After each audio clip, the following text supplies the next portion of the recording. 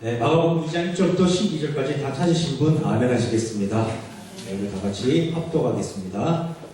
수일 후에 예수께서 다시 가버나움에 들어가시니 집에 계시다는 소문이 들린지라 많은 사람이 모여서 문 앞까지도 들어설 자리가 없게 되었는데 예수께서 그들에게 도를 말씀하시더니 사람들이 한 중풍병자를 4사람에게 메어가지고 예수께로 올세 무리들 때문에 예수께 데려갈 수 없으므로 그 계신 곳에 지붕을 뜯어 구멍을 내고 중풍병자가 누운 상을 달아내리니 예수께서 그들의 믿음을 보시고 중풍병자에게 이르시되 작은 자야 내 죄 사함을 받았느니라 하시니 어떤 서기관들이 거기 앉아서 마음에 생각하기를 이 사람이 어찌 이렇게 말하는가 신성모독이로다. 오직 하나님 한 분 외에는 누가 능히 죄를 사하겠느냐. 그들이 속으로 이렇게 생각하는 줄을 예수께서 곧 중심에 아시고 이르시되 어찌하여 이것을 마음에 생각하느냐. 중풍병자에게 내 죄사함을 받았느니라 하는 말과 일어나 내 상을 가지고 걸어가라 하는 말 중에서 어느 것이 쉽겠느냐. 그러나 인자가 땅에서 죄를 사하는 권세가 있는 줄을 너희로 알게 하려 하노라 하시고 중풍병자에게 말씀하시되 내가 내게 이르노니 일어나 내 상을 가지고 집으로 가라 하시니 그가 일어나 곧 상을 가지고 모든 사람 앞에서 나가거늘 그들이 다 놀라 하나님께 영광을 돌리며 이르되 우리가 이런 일을 도무지 보지 못하였다 하더라. 아멘. 성경은 하나님께서 하나님 스스로를 사람에게 소개시켜 주시기 위해서 하나님께서 사람에게 주신 책입니다.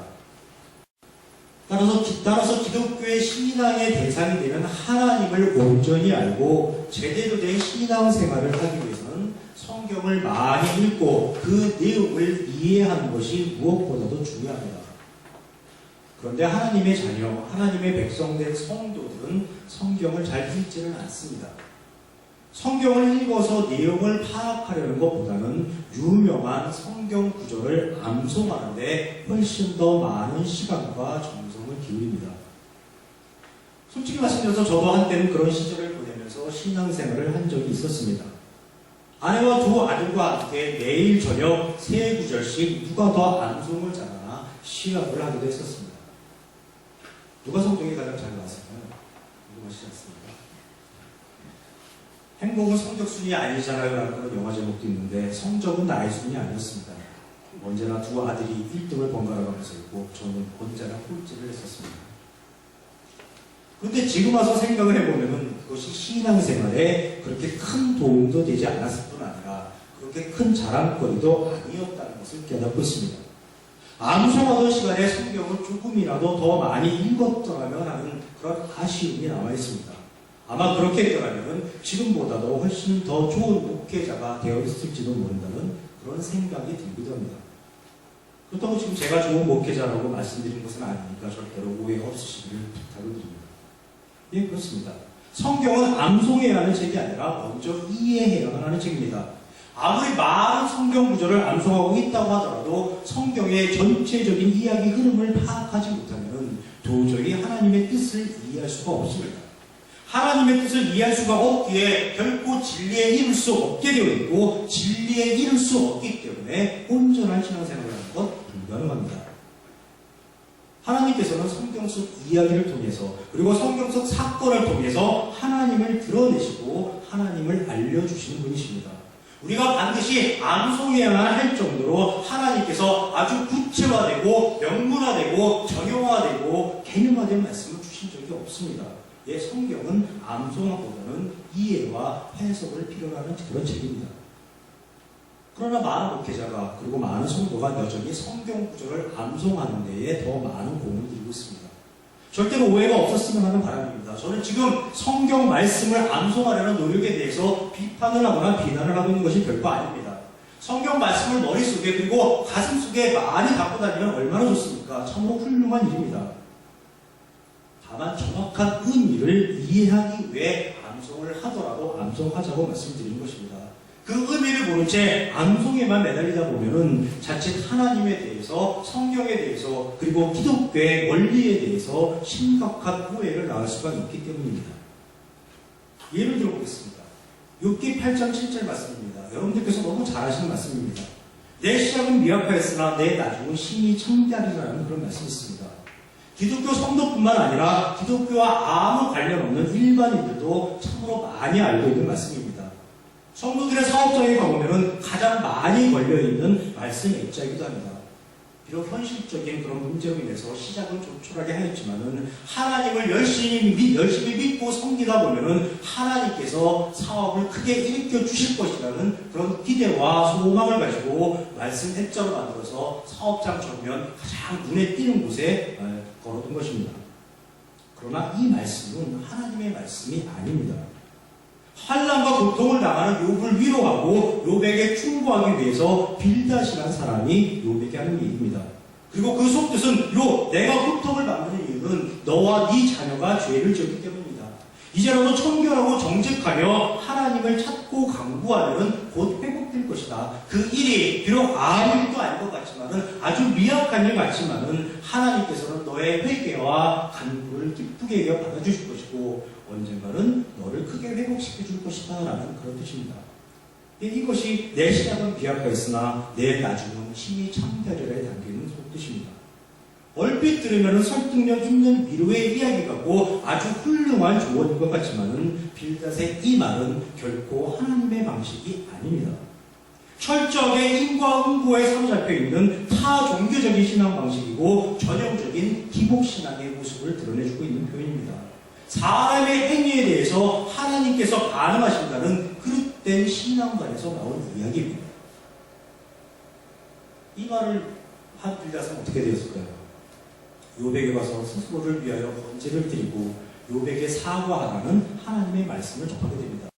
욥에게 온전한 위로를 주지 못하고 오히려 욥에게 하나님에 대해서 혼동과 오해만 심어주었기 때문입니다.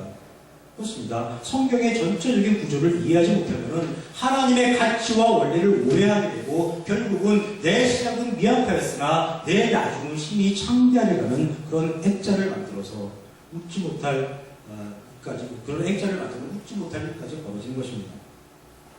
하나만 더 예를 들어보겠습니다. 이 말씀도 여러분께서 너무나 잘 아시는 말씀입니다.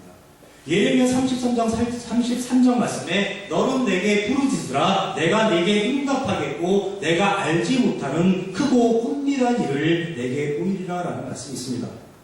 지금은 사순절 기간이고 특히 오늘부터 흔히 말하는 고난주간이라서 아마 많은 교회에서 특별 새벽 기도회를 하고 있을 것입니다.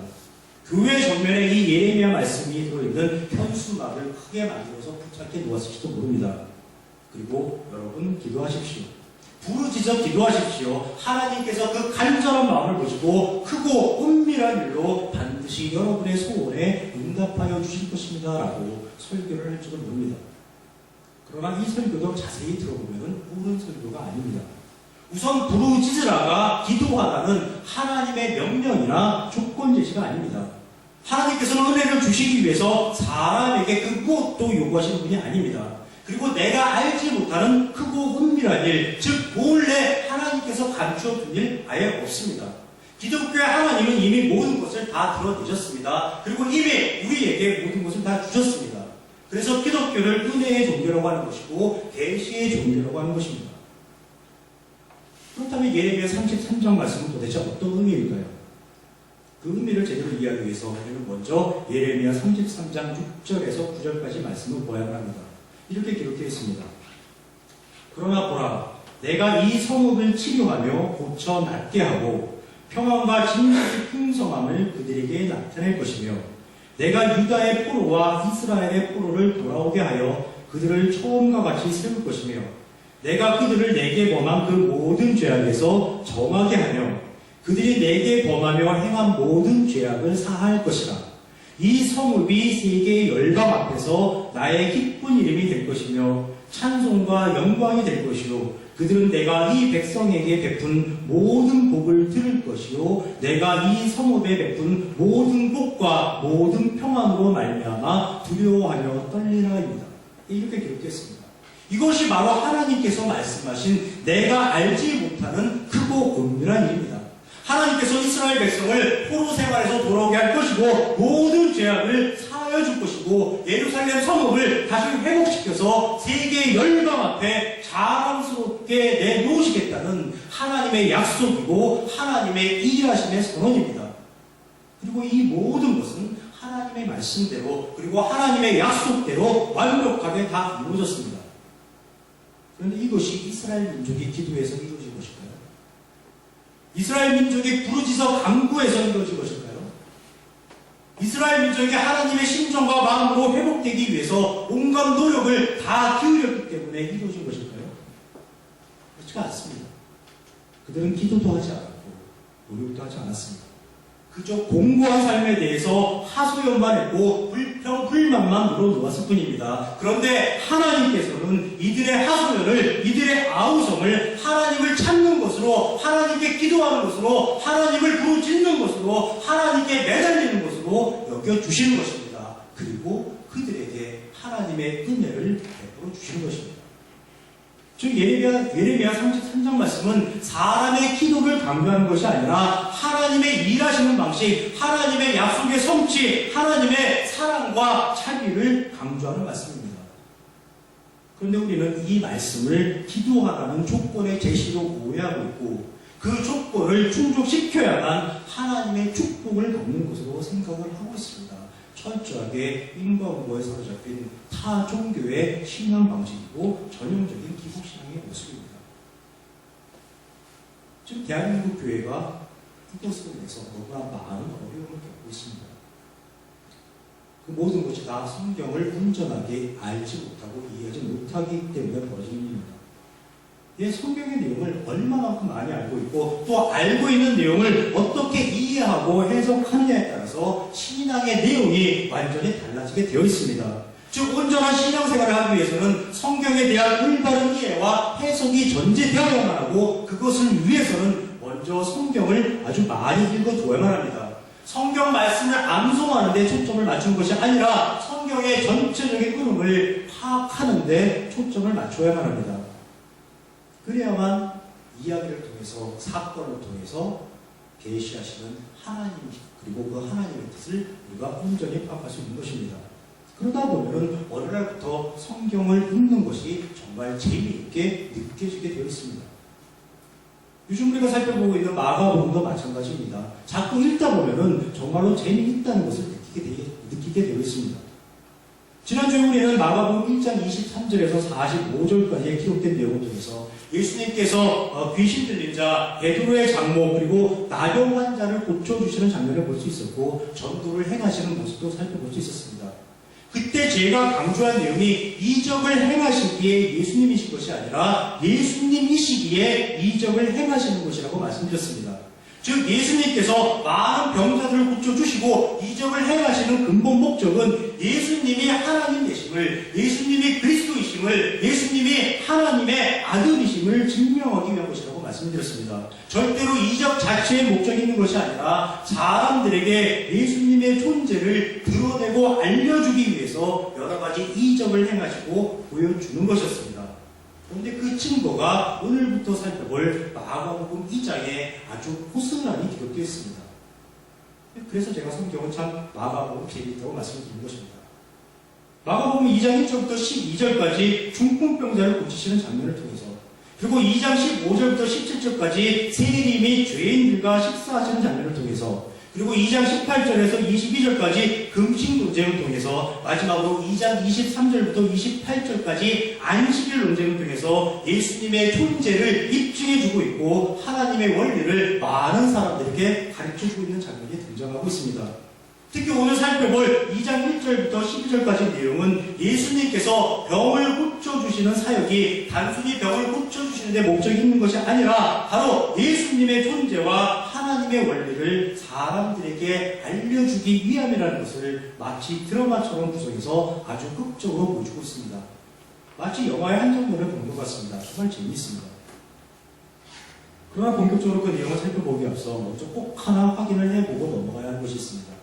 오늘 내용을 보다 쉽게 이해하고 앞으로 닥칠 예수님의 고난과 죽음을 온전히 이해하기 위해서 꼭 필요한 과정입니다. 그래서 마가복음 2장을 조금만 자세히 읽어보시면 새롭게 등장하는 사람들이 있다는 것입니다. 그 사람들은 바로 바리새인과 서기관들입니다. 2장 6절에 보면은 어떤 서기관들이 거기 앉아서 마음에 생각하기를, 2장 16절에 보면은 바리새인의 서기관들이 예수께서 죄인 및 세리들과 함께 잡수시는 것을 보고, 2장 18절에는 요한의 제자들과 바리새인들이 금식하고 있는지라. 2장 24절에 보면은 바리새인들이 예수께 말하되 보시오 저들이 어찌하여 안식일에 하지 못한 일을 하니까 라고 기록하고 있습니다. 이 모든 장면에 바리새인 혹은 서기관들이 등장하고 있고 사사건건 예수님의 사역에 간섭하고 참견하는 그들의 모습을 발견할 수가 있습니다. 1장에서는 바리새인이나 서기관들이 단 한 번도 등장하지 않았습니다.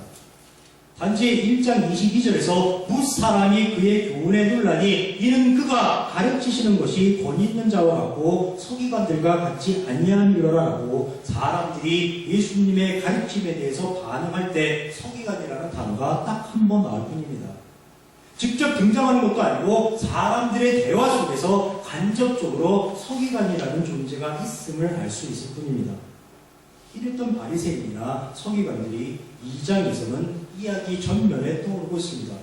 도대체 이들은 어떤 사람들이고 갑자기 이들의 존재가 급부상하는 이유는 무엇일까요? 마가복음 1장에서는 도대체 어디에 꽁꽁 숨어 있다가 지금 2장에 들어와서야 모습을 드러내는 것일까요? 재밌지 않습니까? 이런 의문을 가지고 성경을 읽게 되면 성경에 대해서 더욱더 풍성한 재미를 느끼게 되실 것입니다. 한두 번 말씀드린 것 같은데 바리새인은 예수님 사역 당시 이스라엘의 종교였던 유대교의 한 종파입니다. 율법을 중시하고 사람의 행위를 중시하고 경건한 삶과 거룩한 삶을 표방하는 그런 종파였습니다. 이 바리새인들 중에서 많은 사람들이 성전에서 율법을 필사하고 율법을 가르치는 일에 종사했었는데 그들을 서기관이라고 부릅니다. 성경에서는 바리새인과 서기관들을 대체로 동의어로 취급하고 있고 이들은 제사장들과 더불어서 당시 정치, 경제, 사회나 종교적으로 지도층을 형성하고 있었습니다. 이런 바리새인과 서기관들이 갑자기 2장부터 성경에 아주 많이 등장하고 있는 것입니다. 왜 그럴까요? 그 이유는 비로소 이들이 예수님이라는 존재에 대해서 관심을 가지기 시작했기 때문입니다. 마가복음 1장에서 예수님께서 귀신 들린 자, 베드로의 장모, 그리고 나병 환자를 고쳐주시고 전도도 하시면서 많은 소문이 나고 더불어서 많은 사람들이 예수님을 따르기 시작하니까 바리새인과 서기관들이 예수님에 대해서 관심을 가지기 시작한 것입니다. 그렇다고 이들이 긍정적인 마음으로 아주 호의적인 마음으로 예수님에 대해서 관심을 갖는 것은 절대로 아닙니다. 조금 전에도 말씀드렸었지만은 이들은 사회 지도층 인사입니다. 사회 지도층 인사들의 특징이 무엇입니까? 그 자리에서 결코 내려오지를 않으려는 그런 사람들입니다. 누군가 자신에게 도전할 만한 그런 느낌을 갖게 되면 언제든지 경계를 하고 견제를 하는 그런 사람들입니다. 그런데 자신들보다도 더 많은 영향력을 행사하는 메시아가 나타났다는 소문이 들려옵니다. 그리고 그에 대한 사람들의 관심과 반응이 정말로 뜨겁습니다. 당연히 바리새인과 서기관들은 긴장할 수밖에 없습니다.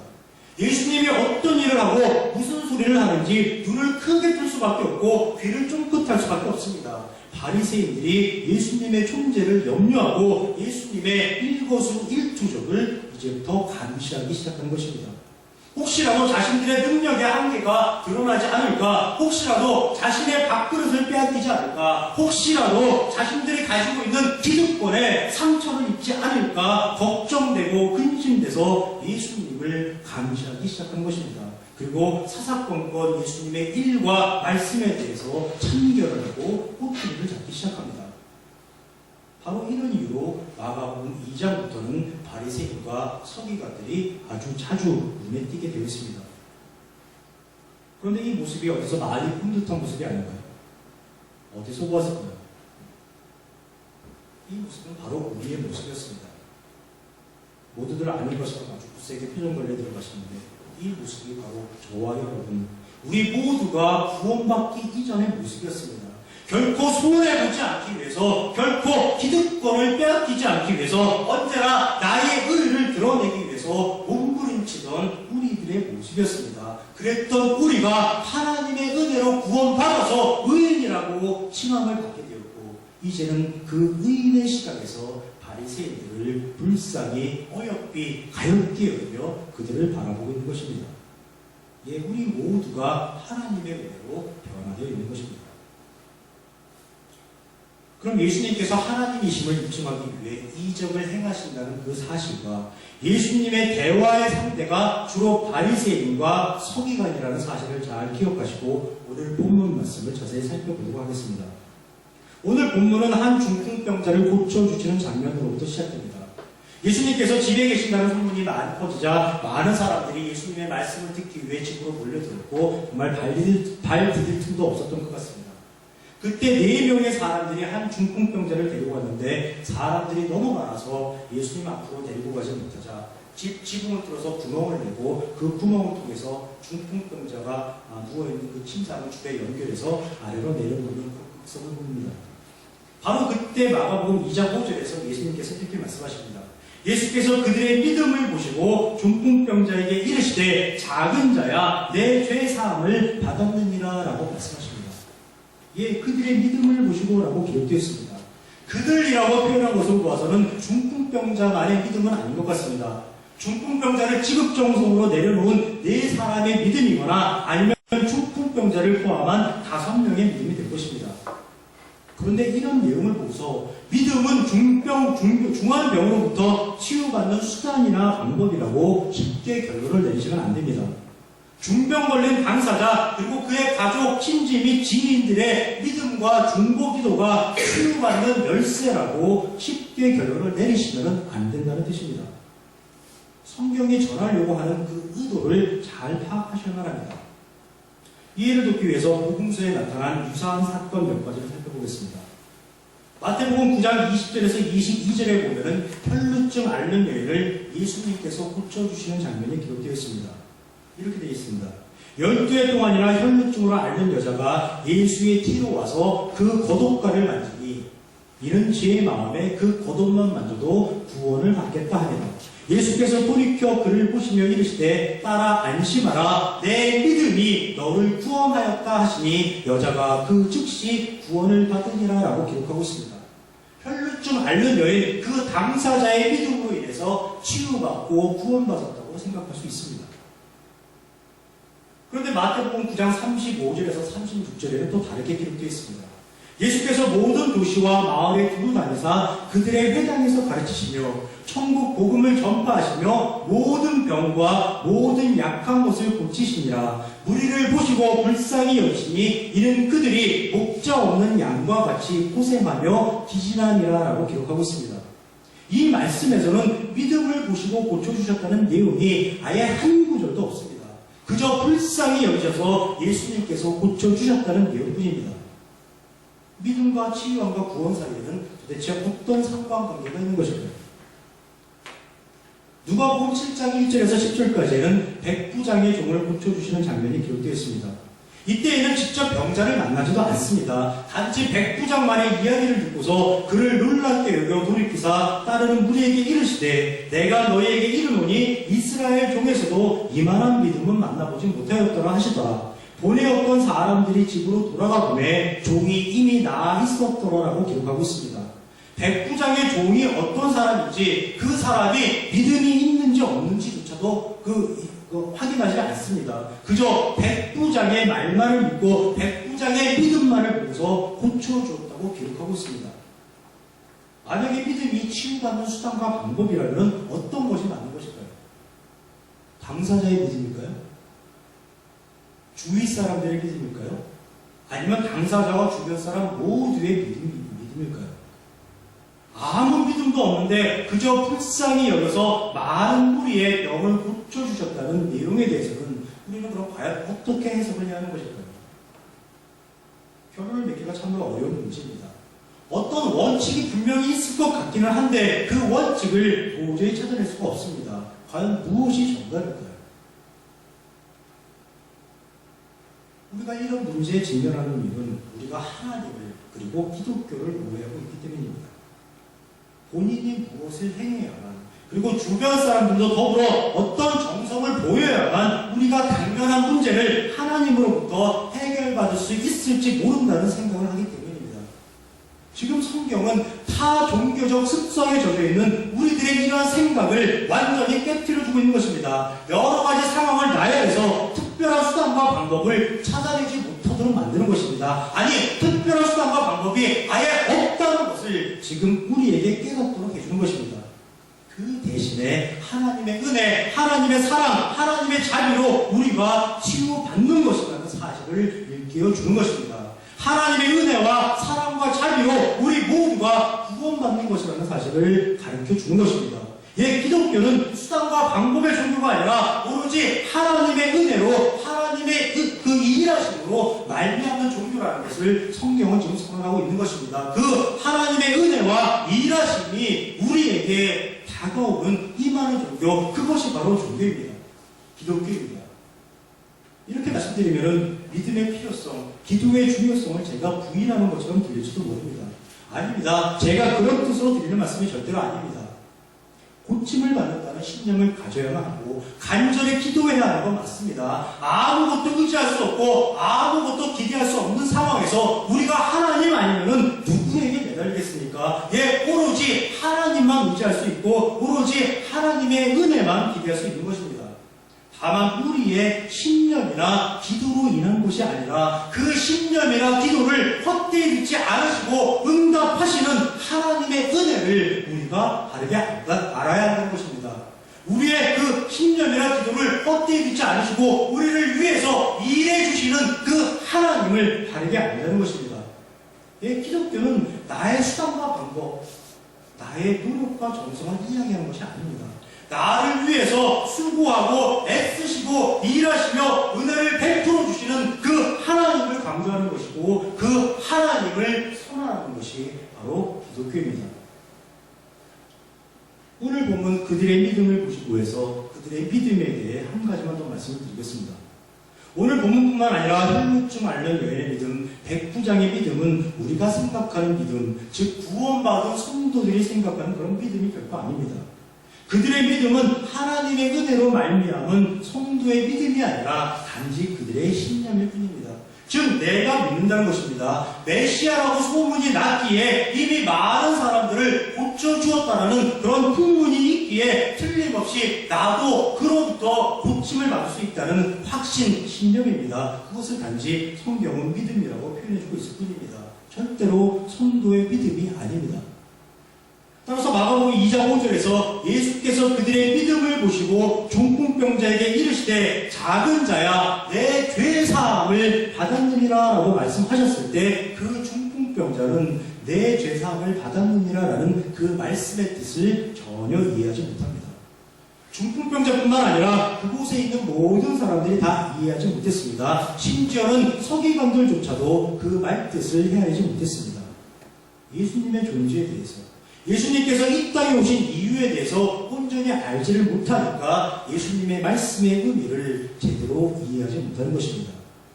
이들을 이해시키기 위해서, 이들에게 예수님의 존재와 역할을 드러내고 알려주시기 위해서 예수님께서는 일부러 작은 자야 내 죄사함을 받았느니라 라고 지금 말씀하시고 있는 것입니다. 중풍병자는 구원이 무엇인지도 모릅니다. 예수님께서 말씀하시는 죄 사함의 의미도 모릅니다. 그저 병 고침만 받고 싶을 뿐입니다. 그저 일어나서 걷고만 싶을 뿐입니다. 만약 예수님께서 병을 고쳐주시기 위해 이 땅에 온 것이라면 그저 일어나서 걸어가거라라고 말씀만 하시면 됩니다. 그것으로 충분합니다. 그러나 예수님의 목적은 따로 있는 것이기에 일어나 걷거라라고 말씀하시는 대신에 내 죄사함을 받았느니라라고 지금 말씀을 하시는 것입니다. 예수님께서 이렇게 말씀하시자 예수님의 일거수일투족을 감지하고 꼬투리를 잡기 위해서 혈안이 되어 있던 서기관들이 옳거니 드디어 한 건 잡았다라는 그런 반응이 보입니다. 그 반응이 2장 7절입니다. 이 사람이 어찌 이렇게 말하는가? 신성모독이다. 오직 하나님 한 분 외에는 누가 능히 죄를 사하겠느냐입니다. 서기관들이 이렇게 생각하고 있다고 해서 그들이 정말로 신실하게 하나님에 대한 믿음을 가지고 있고 정말로 하나님 한 분만이 죄를 사해 주시는 분이라고 믿고 있다고 오해해서는 절대로 안 됩니다. 유대교 전통에서 죄를 사해 주는 자는 제사장입니다. 그 근거가 바로 하나님께서 주신 율법입니다. 사람들이 죄를 지으면 예물을 가지고 나와서 그 성전에서 제사를 드리고 하나님으로부터 죄사함을 받는 권한을 위임받았다고 자처하는 제사장들을 통해서 죄사함을 받는 것입니다. 죄사함은 제사장을 통해서만 받을 수 있습니다. 그것이 하나님의 율법을 준수하는 것이고 하나님의 말씀에 순종하는 것입니다. 예, 서기관들은 바로 이런 종교적 전통과 습관에 푹 빠져 있는 그런 사람들입니다. 그래서 예수님께서 내 죄사함을 받았느니라고 말씀하시자 서기관들이 발끈하는 것입니다. 네가 죄사함을 줄 수 있는 무슨 자격과 권한이 있느냐고 따지고 드는 것입니다. 네가 어디에 근거해서 죄사함 운운하고 있느냐고 따지고 드는 것입니다. 아무 자격과 권한, 아무 근거도 없는 네가 죄사함을 주었으니까 그것은 하나님이 주신 율법을 어기는 것이 되고 하나님을 모욕하는 것이 되고 결과적으로 신성모독죄에 해당한다고 서기관들은 지금 주장을 하고 있는 것입니다. 여기서 꼭 하나 기억해야 하는 것이 예수님께서 말씀하신 죄사함과 서기관들이 생각하는 죄사함이 서로 다르다는 사실입니다. 사람이 선악을 알게 하는 나무에 열려있고 죄인이 되었습니다. 죄의 사로잡힌 자가 되었습니다. 예수님께서는 바로 그 죄에서 사해 주시겠다는 것입니다. 그러나 서기관들이 생각하는 죄는 일상의 삶 속에서 잘못한 죄, 즉 율법을 어긴 죄입니다.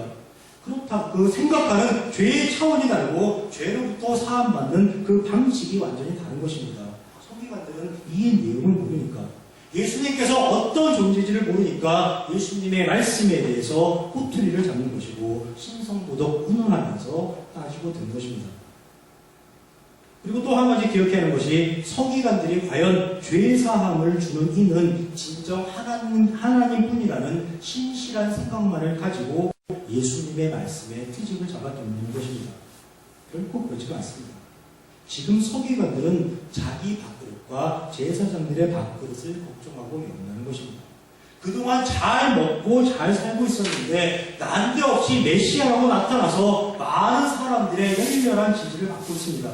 그냥 병이나 고쳐주면 아무 간섭 안 할 텐데 이것저것 다니면서 오병이어의 기적을 일으켜서 사람들의 공부와 삶의 문제만 해결해주면 아무 참견 안 할 텐데 죄까지 사해준다고 하니까 당연히 서기관들이 자기 밥그릇을 걱정하게 되는 것입니다. 즉 예수님께서 자신들의 사업 영역을 침범하는 것으로 서기관들은 생각하는 것이고 결과적으로 예수님에 대해서 적대적인 마음을 품게 되는 것입니다. 예수님께서 이들의 마음을 아실까요? 모르실까요? 당연히 알고 계십니다. 그래서 등장하는 말씀이 2장 8절로 9절입니다. 그들이 속으로 이렇게 생각하는 줄을 예수님께서 곧 중심에 아시고 이르시되 어찌하여 이것을 마음에 생각하느냐. 중풍병자에게 내 죄사함을 받았느니라 하는 말과 일어나 내 상을 가지고 걸어가라 하는 말 중에서 어느 것이 쉽겠느냐입니다. 우리가 주목해야 하는 부분이 서기관들을 향한 예수님의 질문입니다. 예수님께서는 지금 서기관들에게 중풍병을 고쳐주는 것이 쉬운 일이냐 아니면 죄사함을 해주는 일이 쉬운 일이냐라고 물어보고 있습니다. 여러분들도 한번 생각을 해보십시오.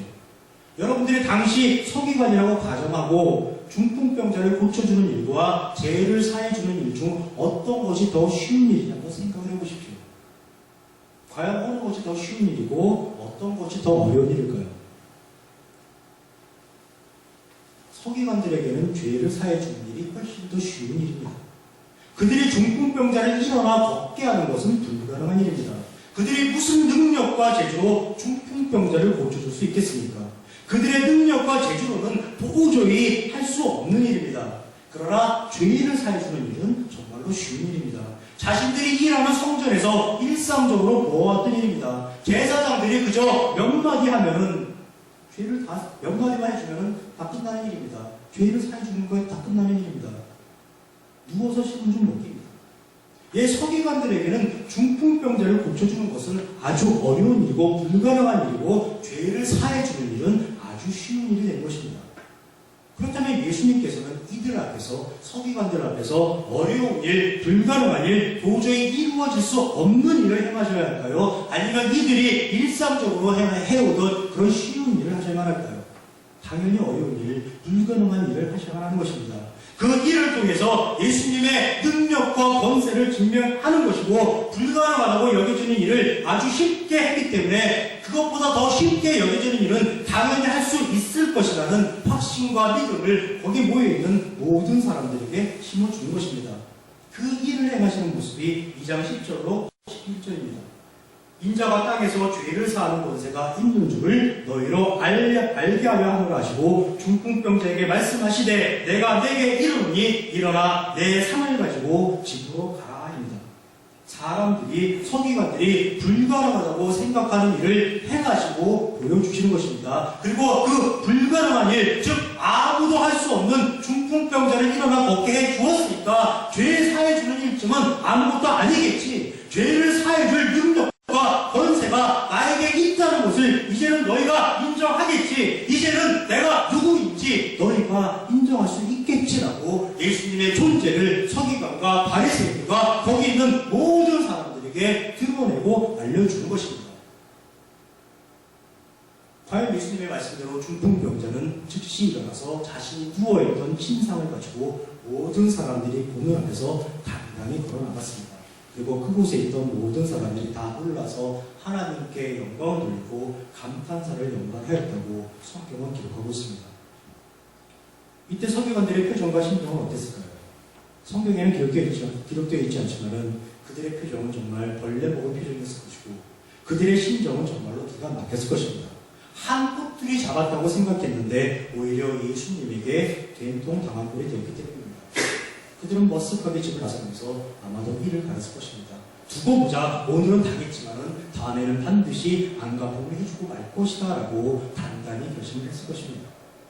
예, 우리는 앞으로도 예수님의 말씀과 일하심에 대해서 끊임없이 방해 공작을 일삼는 바리새인 서기관들의 모습을 발견하게 될 것입니다. 그리고 결국에는 제사장들과 해롭당원들과 연합해서 예수님을 죽음으로 몰고 가는 그들의 모습을 발견하게 될 것입니다. 그러나 예수님은 동의하지 않습니다. 이들이 이렇게 공작을 일삼음에도 불구하고 그들에게 하나님 나라를 가르치고 하나님의 원리와 가치를 알려주시기 위해서 지극정성으로 수고하고 애쓰시는 그 예수님의 모습도 우리는 아울러 발견하게 되는 것입니다. 왜냐하면 그것이 바로 예수님께서 이 땅에 오신 목적이기 때문입니다. 오늘 보면 마가복음 2장 10절에서 예수님께서 너희로 알게 하려 함이라고 말씀을 하십니다. 지난주에도 예수님께서는 마가복음 1장 38절에서 거기서도 전도하리니 내가 이를 위하여 왔노라라고 말씀하셨습니다. 예수님을 알게 하시겠다는 것입니다. 하나님을 알게 하시겠다는 겁니다. 그를 보내신 하나님을, 하나님의 원리와 가치를, 하나님의 나라를 사람들로 하여금 알게 하시겠다는 겁니다. 예, 하나님의 목적은 사람들로 하여금 하나님을 알게 하는 것입니다. 사람들에게 특별히 요구하는 것 없습니다. 하나님께서 내 이름을 존귀케 하라 그런 것 요구하신 적 없습니다. 나에게 영광을 돌려라 그런 것 아예 없습니다. 나에게 찬양 드려라 그런 것 결코 없습니다. 내가 너희를 지었고 너희들의 삶을 형통하게 만드는, 형통하게 인도하는 그런 은혜를 베풀고 있으니까 그 은혜를 갚아라라고 하나님께서 요구하신 적 한 번도 없습니다. 오직 나 여호와 하나님을 온전히 알라는 것입니다. 출애굽기에서도 하나님께서 여러 이적을 행하시면서 그때마다 하시는 말씀이 이로써 내가 여호와인 줄 알리라입니다. 요한복음 17장 3절에서도 영생은 곧 유일하신 참 하나님과 그가 보내신 자 예수 그리스도를 아는 것입니다 라고 예수님께서 말씀하셨습니다. 에베소서 4장 13절에서 바울 사도는 우리가 다 하나님의 아들을 믿는 것과 아는 일에 하나가 되어 온전한 사람을 이루자라고 말씀하셨습니다. 예, 성도가 가장 우선적으로 해야 하는 일은 하나님을, 하나님의 일하심을, 그 하나님의 일하심의 결과가 나에게 어떻게 하고 내가 어떻게 변화되는지를 온전히 알아가는 것입니다. 오늘은 흔히 기독교라고 종교주의라고 합니다. 그리고 고난주간이 시작되는 날이기도 합니다. 많은 교회에서 지금 이 시간, 이번 주 한 주만큼은 예수님께서 겪으셨던 고난과 고초를 생각하면서 스스로 절제 않은 삶을 살아가자는 설교를 많이 하고 있을 것입니다. 기호식품 섭취는 줄이고 휴대폰 사용량도 줄이고 컴퓨터 사용도 자제하고 TV 시청도 줄이고 할 수 있으면은 하루 한 끼 정도는 금식도 하자고 호소하고 있을 것입니다. 저도 불과 몇 년 전까지만 하더라도 이런 운동에 아주 적극적으로 아주 능동적으로 동참하는 사람이었습니다. 아주 비장한 심정과 마음으로 참여하던 그런 사람이었습니다. 하루 한 끼 금식을 실천했고 예수님이 십자가에 달리신 성금요일에는 세 끼니를 모두 걸은 적도 있었습니다. 그러나 지금은 하지는 않습니다. 왜냐하면 하나님의 심정과 마음을 알게 되었기 때문입니다. 즉 예수님께서 이 땅에 오신 이유와 예수님의 죽음의 의미를 온전히 알게 되니까 우리의 이런 행위가 얼마나 보잘것없는 것인지를 깨닫게 되었기 때문입니다. 그리고 그것이 얼마나 교만한 일인지를 깨닫게 되었기 때문입니다. 예수님께서 십자가를 지시고 채찍을 맞으며 골고다 언덕길에 올라가십니다. 물론 힘이 드셨을 것입니다. 정말로 찢어지는 그런 고통을 느끼셨을 것입니다. 그러나 그 마음은 어떠셨을까요? 드디어 때가 왔다. 내가 이 땅에 온 목적을 성취할 때가 다가오고 있다. 이제 모든 사람이 구원받을 때가 드디어 왔다. 나의 죽음으로 인해서 지금 나를 조롱하고 비웃고 채찍질하는 저들마저도 구원을 받을 것이다. 모든 이가 죄에서 해방되고 이제야 비로소 형통한 삶을 살아갈 수 있을 것이다. 예수님의 마음이 이런 마음 아니셨을까요? 말로 형언할 수 없는 감격과 감동이 예수님의 그 심장에서 rum수스치지 않으셨을까요? 예, 예수님의 심장과 마음은 분명 그러셨을 것입니다. 감동과 감격이 용수순 쳤고 기쁨이 넘쳐 흘렸을 것입니다. 그래서 이사야 52장 13절 15절에서도 보라 내 종이 형통하니 밖으로 높이 들려서 지극히 존귀하게 되리라 라고 기록하고 있는 것입니다. 그가 나라들을 놀라게 할 것이며 왕들은 그로 말미암아 그들의 입을 봉하리니 이는 그들이 아직 그들에게 전파되지 아니한 것을 볼 것이요 아직 듣지 못한 것을 깨달을 것이니라 라고 이사야서가 기록하고 있는 것입니다. 예, 예수님 스스로가 형통한 자였고 바로 그 예수님으로 인해서 우리 모두가 형통한 자로 변화된 것입니다. 그렇다면 이번 주는 고난주간이 결코 아닙니다. 형통주간입니다. 우리가 예수님의 고통과 고난을 생각하는 것이 아니라 예수님으로 인해서 우리에게 이루어진 일을 생각하고 감사하고 감격해야만 하는 그런 주간입니다. 어떻게 그럴 수가 있어요? 너무 인정머리 없는 것 아닌가요? 그래도 예수님의 죽음에 대해서 최소한의 애도의 표시라도 해야 되는 것 아닌가요? 라고 부르실 수 있습니다. 아닙니다. 예수님을 온전히 알면 하나님의 심정과 마음, 하나님의 원리와 같이 하나님의 나라에 대해서 온전히 알게 되면은 슬픔 대신에 기쁨을 느끼게 되는 것입니다. 고난을 생각하는 것이 아니라 감사함을 느끼게 되는 것이고 고초를 생각하는 것이 아니라 감격을 느끼게 되는 것입니다. 그것이 지금 이 시간 바로 여러분과 저 불법한 모든 그 하나님의 자녀들에게 하나님의 백성들에게 하나님께서 바라시는 것이고 소원하는 그 소망입니다.